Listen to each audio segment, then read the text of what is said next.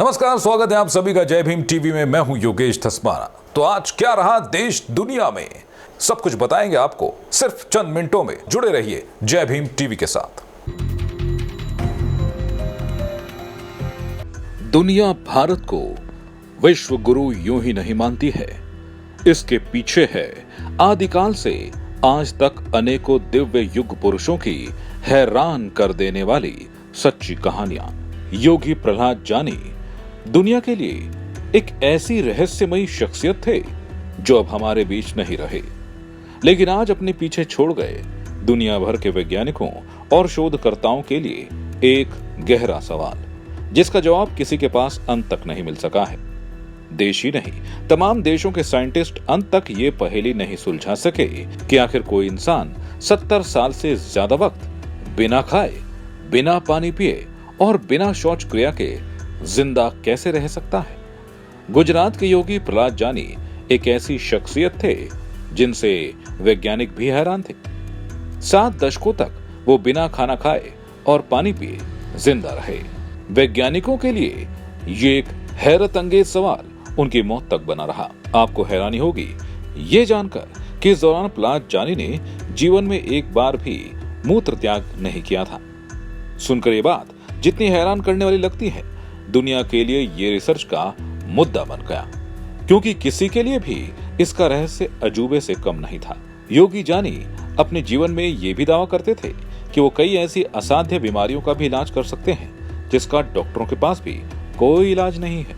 उनका दावा था कि एड्स, HIV जैसी गंभीर बीमारियों का इलाज सिर्फ एक फल से किया जा सकता है। इसके अलावा वो निसंतान व्यक्तियों का भी इलाज करने का दावा करते थे।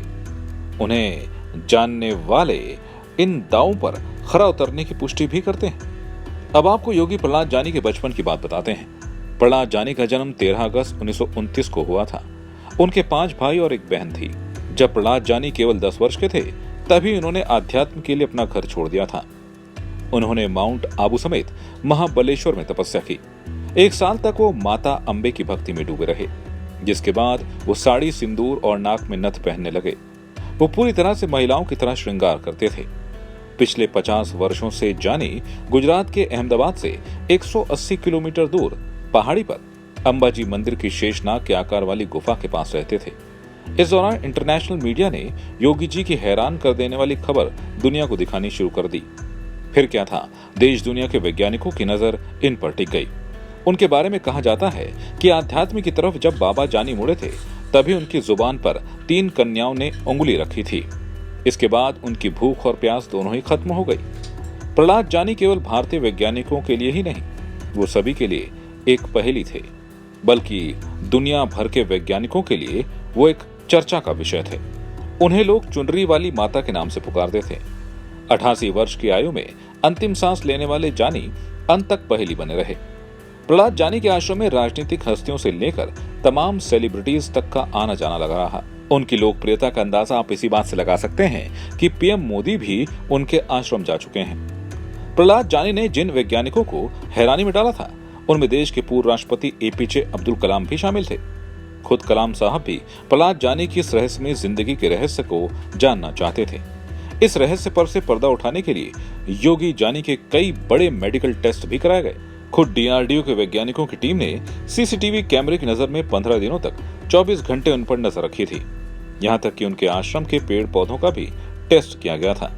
इन सब के बावजूद उनका जीवन एक रहस्य ही बना रहा। अपनी मौत के अंतिम लम्हे तक उनके बिना कुछ खाए या पिए जिंदा रहने के दावे का रहस्य कोई नहीं जान सका। और चंद घंटे पहले योगी प्रहलाद जानी एक पहेली बनकर इस दुनिया को अलविदा कह गए। जय भीम टीवी के लिए आशीष तिवारी की रिपोर्ट। जय भीम टीवी पर देश दुनिया की ऐसी ही तमाम खबरों को जानने के लिए हमारे चैनल को सब्सक्राइब कीजिए, लाइक कीजिए और शेयर कीजिए।